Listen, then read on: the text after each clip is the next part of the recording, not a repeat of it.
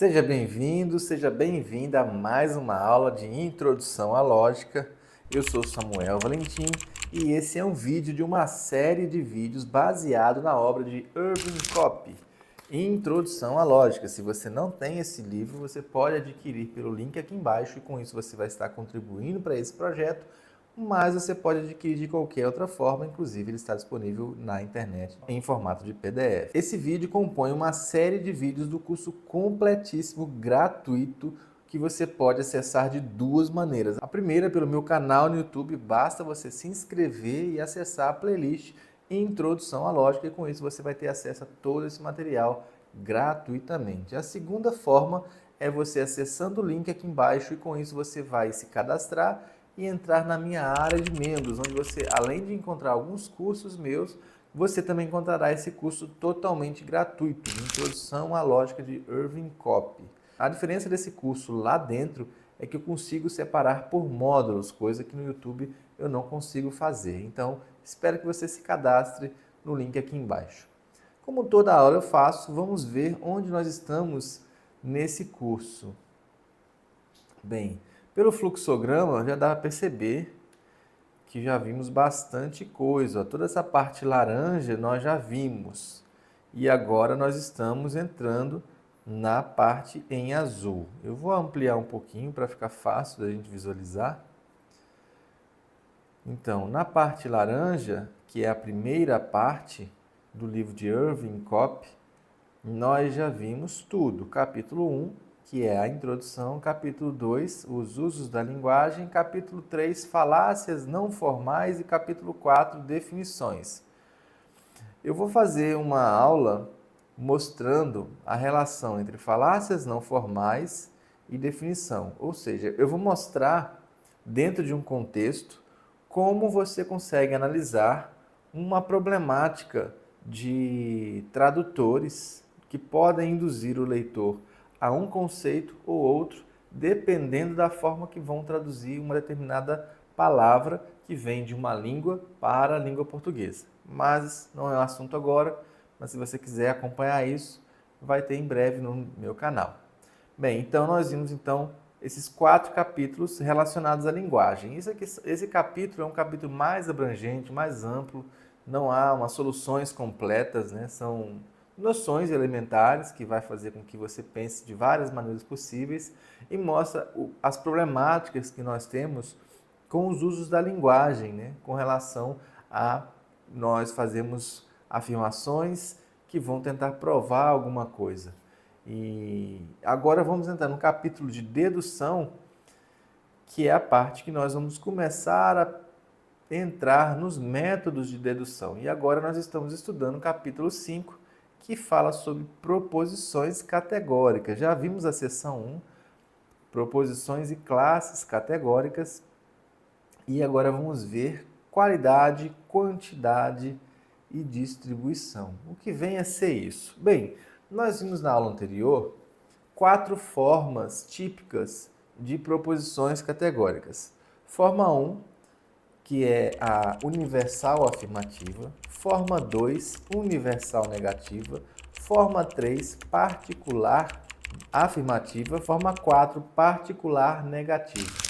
Proposições categóricas, elas dizem respeito a classes. Classes é um conjunto de objetos, de elementos, de entidades que têm propriedades, características que são comuns a essa classe. Então, as proposições tratam disso. E quando você estuda as proposições, como você viu agora há pouco, tem universal e, do outro lado, afirmativa. A palavra universal ou a palavra particular diz respeito à quantidade. Quando nós falamos em quantidade, nós estamos falando a quantos elementos do sujeito a proposição está se referindo. Lembre-se que o termo sujeito é aquele S, todo S é P. Então, quantos elementos do sujeito essa proposição categórica está se referindo? Pode ser todos os elementos do sujeito ou pode ser apenas alguns elementos do sujeito. Já quando nós falamos em qualidade, nós estamos falando em afirmação ou negação, que é uma relação entre sujeito e predicado. Ou seja, se esse sujeito pertence à classe dos predicados ou não. afirma isso ou não. E isso é a qualidade, então, a qualidade negativa e a qualidade afirmativa. E por fim, a distribuição diz respeito se um termo está sendo considerado em sua totalidade na proposição categórica. Vamos ver isso com um pouquinho mais de detalhes para ficar claro, 100% transparente aquilo que está sendo dito aqui. Então, vejamos. As 4 formas comuns de proposições categóricas: todo S é P, universal afirmativa, nenhum S é P, universal negativa, algum S é P, que é a particular afirmativa, e algum S não é P, particular negativa. COP ele vai definir qualidade da seguinte maneira: qualidade de uma proposição é afirmativa ou negativa segundo a inclusão de classe, que pode ser completa ou parcial, se ela for afirmada ou negada pela proposição. Então, a qualidade diz respeito à negação ou afirmação que inclui uma classe dentro da outra, parcial ou não. Por exemplo, alguns S não são P's. Então, aqui temos que alguns S não estão incluídos. Esse não está incluído é uma negação. Então, aqui nós temos a qualidade negativa. Já a quantidade universal ou particular, segundo a proposição, se refere a todos os membros ou apenas alguns membros da classe designada pelo seu termo sujeito. Então, aqui diz respeito ao sujeito, a quantos membros desse sujeito estão dentro da outra classe, que é a classe dos predicados. Aqui um detalhe é que, tradicionalmente, nós usamos os termos a, i e o. O termo a e o termo indica os universais e o termo i e o termo o indica os particulares. Eu vou dizer isso melhor aqui na próxima planilha aqui. O termo a ou a letra a vai designar as proposições categóricas que são universais afirmativas ou universal afirmativa. O termo vai designar as proposições categóricas que são universais negativas. O termo i já vai simbolizar a particular afirmativa e o termo o vai designar particular negativa. Veja que o termo universal ou particular, ou a quantidade que nós chamamos, diz respeito a quantos desses elementos do sujeito estão sendo considerados. Se são todos ou se são apenas alguns. Sendo todos, é universal. Sendo alguns, é particular. Então, esses dois termos, universal e particular, diz respeito à quantidade. Já a qualidade indica a relação de um para outro. Ou seja, se está negando ou afirmando que um está contido dentro do outro. E nisso nós vamos ter a afirmação e negação, que indica a qualidade. E com isso nós encerramos de forma singular, de forma particular, todas as formas de proposição, a, i e o. Vejamos que aqui na primeira proposição categórica, universal afirmativa, temos o termo todo. Na segunda, universal negativa, temos o termo nenhum. E na particular, afirmativa e negativa, temos o termo alguns. Então, todo, nenhum e alguns são a quantidade dentro de uma proposição. Sendo que o nenhum, esse nenhum, além de representar a quantidade, ele também está representando a qualidade, porque indica também a negação. Está indicando que os elementos do termo sujeito não estão nos elementos do termo predicado. Aqui há uma negação. Então, a palavra nenhum, esse termo nenhum, ele indica quantidade e qualidade. Tradicionalmente, costuma dizer que a, i, o vem do termo afirmo, nego. Veja que em afirmo tem a letra a e i, e nego tem a letra e o, onde exatamente a e i são as que são universais e particulares afirmativas, e o, universal e particular negativa. Então, é uma forma mnemônica também, afirmo, nego. A, I, o. Ainda observando aqui esses essas quatro formas de proposições categóricas, nós temos todo S é P, nenhum S é P, algum S é P, algum S não é P. Veja que nós temos todo, quantidade, S, termo sujeito, P, termo predicado, e entre sujeito e predicado temos um verbo. Esse verbo se chama cópula. Ele pode ser flexionado de outra maneira, pode ser um são também, dependendo do contexto. Todos os S's são P, por exemplo. Mas aí depende do contexto, mas a representação é a mesma. Então é cópula que se chama. Também pode aparecer com a negação próxima, quando é um termo, por exemplo, particular negativo, algum S não é P. De tal modo que nós vamos ter, então, a forma de escrever do seguinte modo. A gente tem quantificador, que pode ser todo, nenhum, algum. Termo sujeito, que é o nosso S, mas pode ser qualquer classe, que nós já vimos alguns exemplos, inclusive. A cópula, que é o verbo flexionado. E o termo predicado, que é o que está em vermelho aqui. Tendo em vista isso, vamos ver então agora como é que a gente entende a questão da distribuição. Vejamos, nós temos aqui, todos os deputados são cidadãos. Temos o quantificador, todos, universal. O termo sujeito, os deputados. A cópula, que é o nosso verbo, são. Aqui veja que não está no formato E, mas é o verbo que é a nossa cópula, e cidadãos, o termo predicado, de tal modo que nós temos aqui a forma típica, que é todo S é P. O que aqui está sendo dito? Aqui está sendo dito que todos os sujeitos, ou todos os elementos do termo sujeito da classe dos deputados são também cidadãos. E veja que quando a gente fala em que todos os elementos da classe do termo sujeito está dentro da classe dos cidadãos, a gente está falando em distribuição. Lembra no início que eu falei? Distribuição.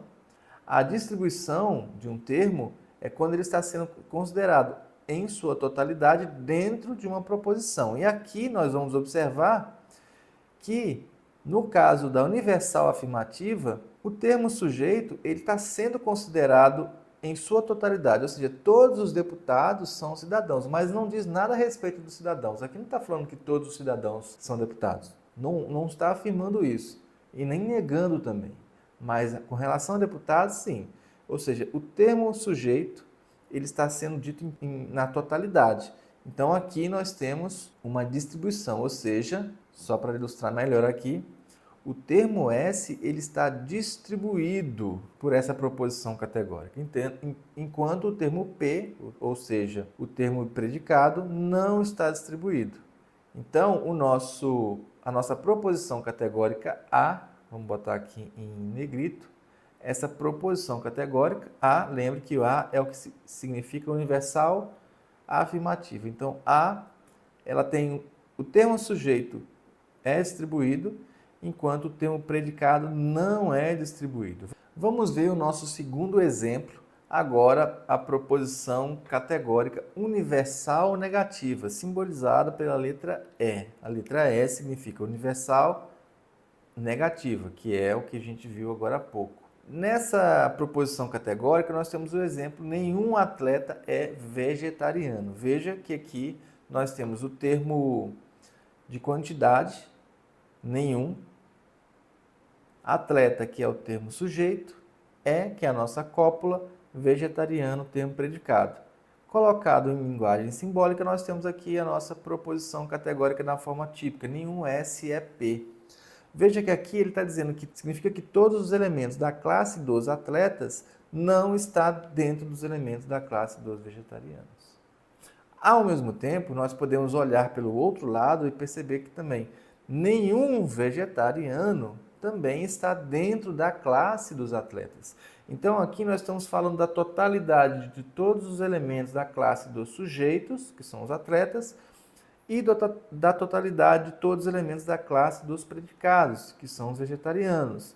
Eles não estão contidos um no outro, eles estão separados aqui. E nesse caso nós temos a distribuição, porque está falando da totalidade do termo S, termo sujeito, e da totalidade do termo P, termo predicado. Portanto, tanto o termo sujeito está distribuído, como o termo predicado também está distribuído. Bem, a próxima análise que vamos fazer diz respeito à proposição categórica e. Lembrando que e é a particular afirmativa. Eu botei aqui em negrito agora. E o exemplo que nós vamos usar, alguns soldados são covardes. Veja que nesse caso aqui, ó, nós temos que algum S é P. O que está dizendo aqui é que algum desses elementos é P, mas não são todos esses elementos de P. E ao mesmo tempo está dizendo que pode ser que algum desses P's, ou seja, dos covardes, sejam soldados, mas não é a totalidade deles, só apenas alguns. Então veja que aqui não está falando nem da totalidade do termo sujeito e nem da totalidade do termo predicado. Portanto, aqui não está distribuído nem no sujeito, nem no predicado. Então, quando estivermos falando de proposições categóricas particulares afirmativas, nós estamos verificando que tanto o sujeito como o termo predicado não estão distribuídos. E por fim, vamos olhar as proposições categóricas particulares negativas, que é representado pela letra O. Veja aqui o exemplo: alguns cavalos não são puro sangue. Alguns é o que indica quantidade. Então nós vamos aqui representar aqui no algum. Cavalos, termo sujeito, S. Não são a nossa cópula. Puro sangue é o nosso predicado. Então isso aqui é a forma típica, seria algum S não é P. Onde a gente tem também alguns cavalos não são puro sangue. Nesse caso aqui, ó, algum S, alguns elementos contidos na classe dos S, que são os cavalos, não estão contidos na classe dos elementos, de todos os elementos P. Então veja que alguns elementos da classe dos cavalos não estão contidos em todos os elementos contidos em P. Nesse caso, nós estamos aqui a totalidade dos predicados, portanto, P está distribuído, mas não temos a totalidade de S. E dessa forma, a gente pode fazer uma tabela para ilustrar isso.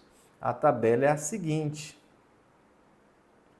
Aqui nós vamos ter, nessa tabela, 4 quadrantes, onde o primeiro quadrante, com a letra A, onde representa a universal afirmativa, todos S é P. Aqui em cima representa os termos sujeitos que são distribuídos. Na lateral esquerda temos predicados que não são distribuídos. E nós vimos que a universal afirmativa, o sujeito é distribuído, mas o predicado não, conforme está aqui. Sujeito distribuído, predicado não. Mas e se fosse predicado não distribuído e termo sujeito também não distribuímos? Ora, nós vimos que onde tem predicado não distribuído e termo sujeito não distribuído é a particular afirmativa. Algum S é P. Mas se eu olhar por outro lado aqui, ó, termo sujeito não distribuído e termo predicado distribuído, nós vimos que o O, a negação, o particular negativo, ele tem essa característica. O termo sujeito não é distribuído porque não fala da totalidade do termo sujeito, algum S não é P, ou seja, algum S não pertence a todos os predicados, ou todos os objetos da classe dos predicados. Então aqui nós temos o termo predicado distribuído, mas o termo sujeito não. E por fim, ó, termo sujeito distribuído e termos predicados não, também distribuídos, nós temos universal negativa. Nenhum S pertence à totalidade dos P's. E aqui nós vamos ter, então, sujeito distribuído e predicado também distribuído. Então, essa tabelinha, ou esse quadrante aqui, ele representa tudo aquilo que nós vimos. E com isso nós finalizamos esse assunto sobre qualidade, quantidade e distribuição. Agora vamos para a próxima aula aprender um pouquinho mais sobre proposições categóricas. Até mais!